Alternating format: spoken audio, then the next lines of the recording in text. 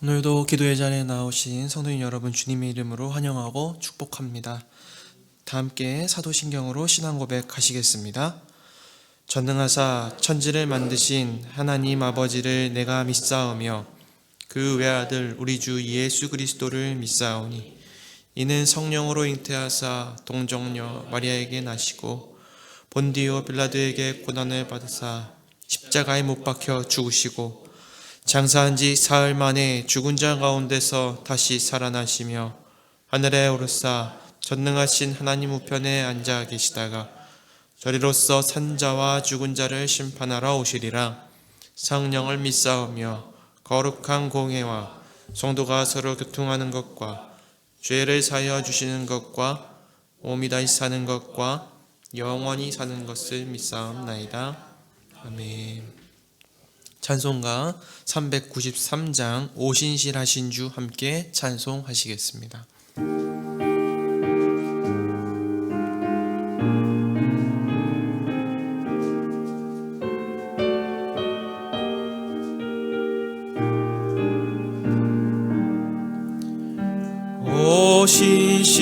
오신실하신 주 내 아버지여 늘 함께 계시니 두려움없네. 그 사랑 면찮고 날 지키시며 언제나 오늘이 한결같네. 오신실하신 주 오신실하신 주 날마다 자비를 베푸시며 일용할 모든 것 내려주시니 오신실하신 주 나의 구주 봄철과 또 여름 가을과 겨울 해와 달 별들도 다 주의 것 만물이 주 영광 드러내도다. 신실한 주 사랑 나타내네. 오신실하신 주 오신실하신 주 날마다 자비를 베푸시며 일용할 모든 것 내려주시니 오신실하신 주 나의 구주 내 죄를 사하여 안위하시고 주 친히 오셔서 인도하네.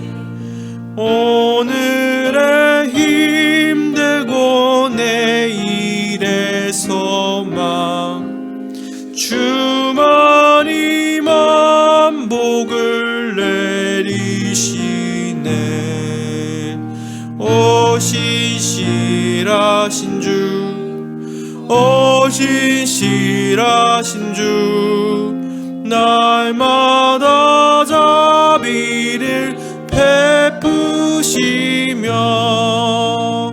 일용할 모든 것 내려주시니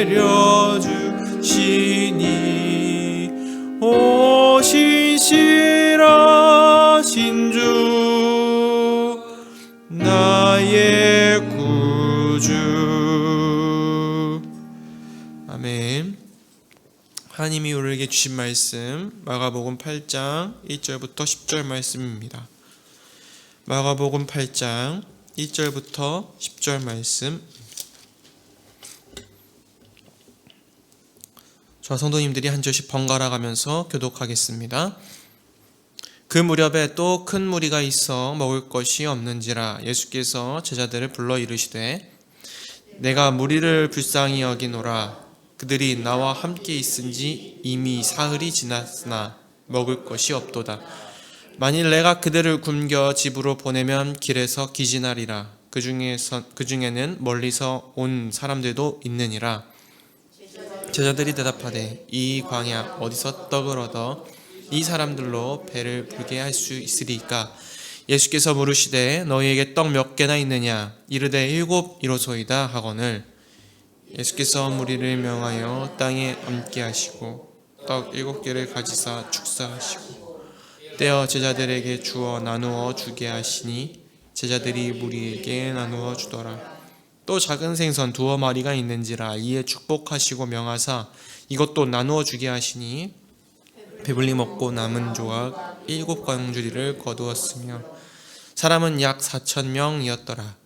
예수께서 그들을 흩어 보내시고 곧 제자들과 함께 배에 오르사 달마누다 지방으로 가시니라. 흔히 사람의 능력을 검사하는 지표로 IQ를 많이 알고 계실 겁니다.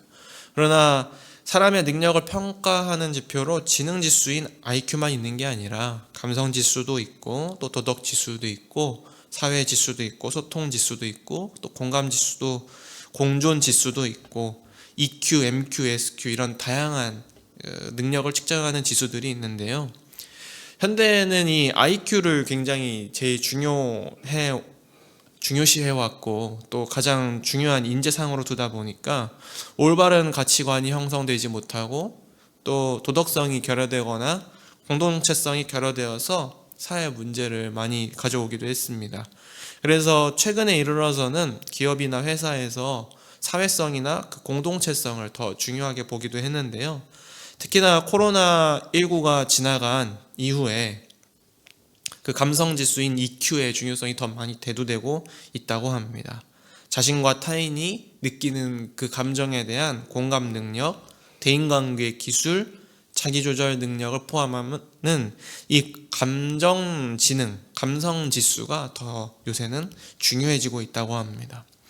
예수님은 모든 영역에 있어서 그 가장 완전한 능력을 가지고 계시고 또 특히나 감성지수, 또 공감 능력도 굉장히 뛰어나고 민감하신 분이라는 것을 우리는 오늘 말씀을 통해서 살펴볼 수 있죠. 오늘 본문에서 칠병이어 사건이 등장합니다. 이 사건은 예수님이 무리들의 배고픔에 깊이 공감하시고 또 그들을 긍휼히 여기셔서 4,000명이 되는 사람들을 먹이신 그런 기적입니다. 근데 이 사건은 우리가 더 잘 알고 있는 앞서 나온 오병이어 사건과 매우 유사해 보입니다. 하지만 두 사건은 엄밀히 다른 사건이고 또 다른 의미를 우리에게 주고 있습니다. 오늘 본문을 오병이어 사건과 함께 비교해 보면서 또 깊이 오늘 칠병이어 사건의 의미를 살펴보고자 합니다. 가장 먼저 오병이어 사건과 칠병이어 사건의 차이점은 그 일어난 시간대가 다른데요. 오병이어 사건에서 무리들이 처음 모인 시간대는 점심에 모여서 그 기적이 행한 것은 날이 저물어 갈 때쯤 저녁에 일어난 기적이었습니다. 그래서 오병이어의 기적을 체험한 무리들은 예수님과 오후 한나절 대략 4시간에서 6시간 정도 되는 사이였겠죠. 그 정도 시간을 함께 한 무리들이었지만 오늘 칠병이어 사건은 조금 다릅니다. 8장 2절에서 예수님의 말씀하시는 것을 들어보십시오. 내가 무리를 불쌍히 여기노라. 그들이 나와 함께 있은지 이미 사흘이 지났으나 먹을 것이 없도다. 아멘. 즉 예수님께서 말씀하시기를 이미 예수님과 함께 있은지 사흘이나 지났다라고 하는 시간적인 배경을 알 수 있습니다. 우리가 잠깐 한나절 나들이 나가는 것과 2박 3일 떠나는 여행은 확실히 그 기간에서 오는 무게감이 다르듯이 한나절과 사흘의 그 기간의 느낌은 확실히 다른 것이죠. 또한 이 오병이어 사건과 칠병이어 사건은 공간적인 차이도 존재하는데요. 오병이어 사건은 빈들에서 이루어진 기적이었습니다. 빈들이라고 하는 것은 말 그대로 빈들이기 때문에 잔디도 있고 또 풀도 어느 정도는 있는 상태이고 완전히 척박한 모래사막은 아니라고 하는 것이죠. 더구나 제자들은 그 마가복음 6장 36절에 보면 무리를 보내어서 두루 촌과 마을로 가서 무엇 사 먹게 하옵소서라고 말하는 거 보았을 때 아마 근처 주변에 빈들 가까이에 상점이나 마을도 있었던 것 같습니다. 그러나 오늘 본문의 배경이 되는 이 광야는 모래와 또 돌만 있는 완전히 척박한 사막입니다. 4절 말씀을 제가 읽어드리겠습니다. 제자들이 대답하되 이 광야에서 떡을 얻어 이 사람들로 배부르게 할 수 있으리까? 그러니까 광야에서 일어난, 완전히 척박한 사막에서 일어난 사건이라는 걸 알 수 있죠. 본문의 칠병이야 사건에서는 주변에서 음식을 구할 수 없을 만큼 깊은 사막으로 들어온 상태였습니다. 그래서 이렇게 질문한 것이죠. 이러한 시간적 공간적인 차이는 칠병이어의 무리가 오병이어 때의 그 무리들과 달리 꽤 깊은 곳에 오랜 기간 동안 예수님과 동행하고 있었던 제자들 그리고 그런 무리들이었다는 것을 보여줍니다.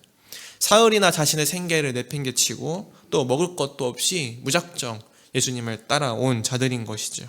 그래서 칠병이어 사건에서 함께하던 이들은 자신의 일상을 완전히 내려놓은 사람이었고 예수님을 쫓아왔던 조금 더 그 오병이어 사건 때보다는 성숙한 무리들이었습니다. 예수님과 함께 있는 그 기쁨을 위해서 자신의 욕심과 생계를 포기하고 또 고통을 감수했던 그런 성숙한 신앙을 가진 사람들이었던 것이죠. 이제 예수님께서 이 모여든 사람들을 위해 제자들이 가져온 그 떡 7개와 그리고 물고기 2마리를 축사하시고 무리를 먹여주십니다. 본문 6절, 7절 말씀을 한번 같이 읽어보도록 하겠습니다. 6절, 7절 말씀입니다. 예수께서 무리를 명하여 땅에 앉게 하시고 떡 7개를 가지사 축사하시고 떼어 제자들에게 주어 나누어 주게 하시니 제자들이 무리에게 나누어 주더라. 또 작은 생선 2마리가 있는지라 이에 축복하시고 명하사 이것도 나누어 주게 하시니. 아멘. 예수님께서 무리를 자리에 앉게 하시고 그리고 축복 기도를 하셨습니다. 그리고 무리들에게 배불리 먹이셨습니다. 그때 그 자리에서 식사에 참여한 사람이 4,000명이나 되었다라고 9절에는 기록하고 있습니다. 보면 볼수록 자세히 보지 않으면 오병이어 사건과 칠병이어 사건이 너무 유사해 보입니다. 근데 만약 그 전달하고자 하는 의미가 같았다면 이 두 사건을 굳이 따로 복음서들에서 둘 다 기록하지 않았겠죠. 아마 분명 다른 의미가 있을 텐데요. 특별히 오병이어 사건보다 칠병이어 사건은 또 자세히 보면 조금 더 오병이어 사건보다 좀 못해 보이는 사건이 칠병이어 사건입니다. 왜냐하면 바로 앞전에 일어났던 그 오병이어의 기적에서는 남자만 5,000명, 아마 실제 사람의 수는 1만 명 이상이었을 것인데 그보다 떡이 2개나 많은 칠병이어로 전보다 적은 약 4,000명 정도를 먹이셨으니 뭔가 좀 줄어든 느낌이고 뭔가 좀 위축된 그런 느낌을 받을 수 있습니다. 그러나 그 칠병이어 사건의 본질을 조금 더 알게 되면 이것이 퇴보가 아니라 오히려 진보이고 위축이 아니라 더 확장된 큰 기적임을 우리는 알 수 있는데요.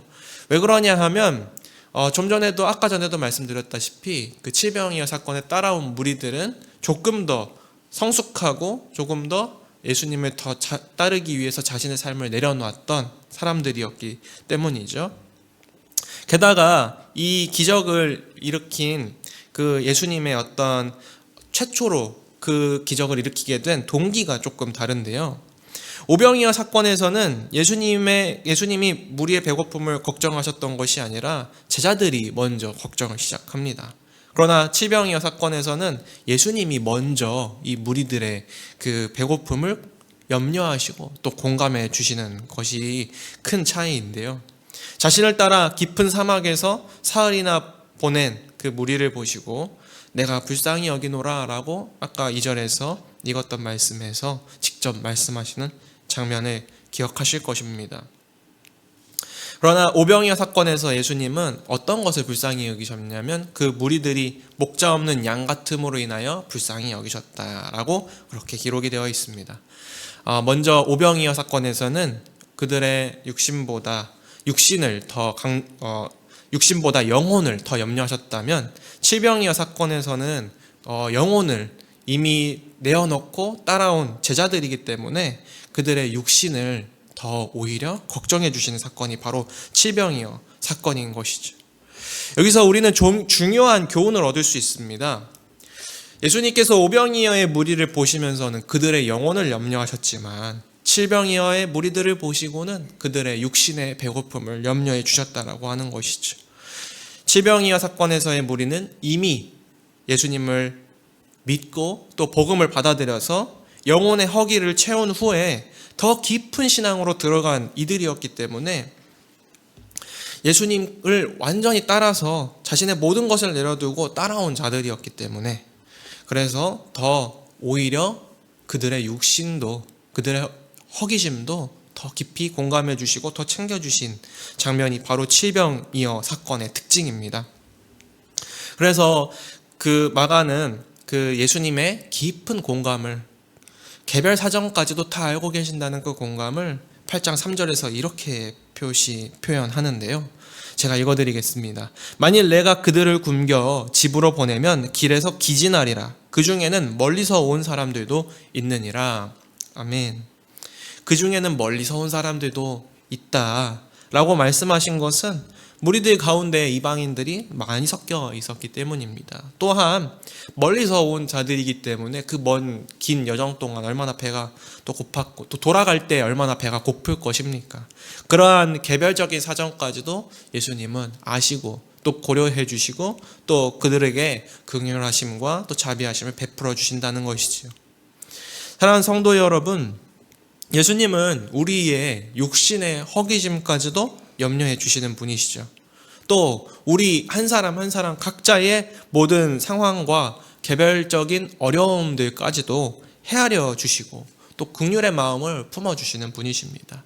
또 우리의 그 개별적인 어려운 상황들을 위하여 지금도 하나님 보좌 우편에서 열심히 우리를 위해 중보하여 기도해 주고 계신 분이시죠. 예수님의 그 세심하신 염려와 사랑은 아마 마가가 이 마가복음을 기록할 때에 그 마가 공동체에게도 굉장히 큰 위로가 되었을 것입니다. 또한 동일하게 2000여 년이 지난 지금 우리 교회, 우리 공동체에도 동일하게 큰 위로가 되는 말씀입니다. 그 예수님의 세심한 그 염려와 그 사랑이 우리에게도 가장 큰 위로와 소망이 되기를 소원합니다. 아마 오늘도 믿음의 길을 걸어 나아가시며 오늘도 세상에서 또 한시바삐 살아가실 때에 크고 작은 시련과 유혹과 또 어려움과 또 배고픔과 또 특별히 육신의 그런 어려움들을 겪으시겠지만 그러한 우리의 육신의 필요까지도 염려하시며 또 기도해 주시는 그 예수 그리스도를 우리는 함께 바라보았으면 좋겠습니다.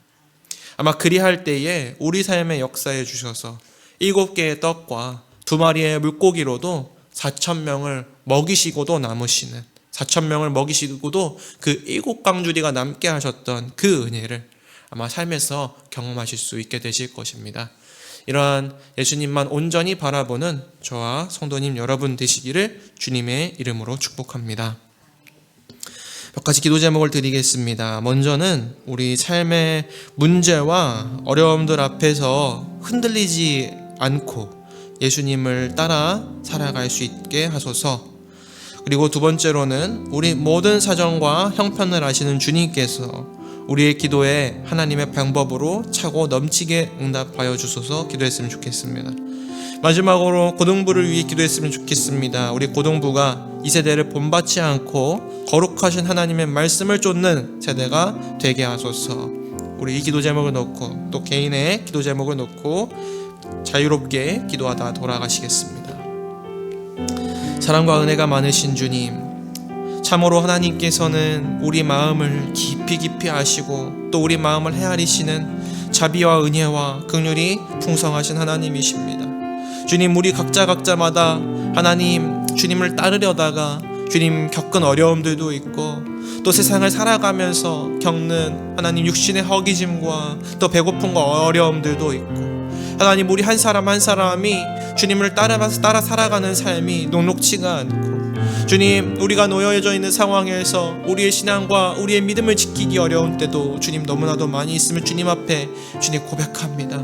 주님, 그러나 우리의 모든 아픔과 우리의 모든 연약함과 우리의 모든 지침과 우리의 모든 부침들이 하나님께서 모르시는 것이 아니라 하나님께서 아시고 또 우리를 위해서 일하시고 준비하시고 또 하나님께서 예수 그리스도께서 하나님 오늘 본 말씀에서 하나님 크고도 놀라운 기적을 일으키셔서 수많은 사람들을 먹이셨던 것처럼 주님, 특별히 주님을 믿고 따르는 자들의 그 배고픈 것들을 하나님께서 예수 그리스도께서 미리 아시고 또 그것을 미리 챙겨주시고 또 미리 위하여서 일하여 주시고 또 놀라운 일들을 일으켜 주시니 주님, 우리의 마음이 얼마나 평안하고 또 위로가 되는지 모릅니다.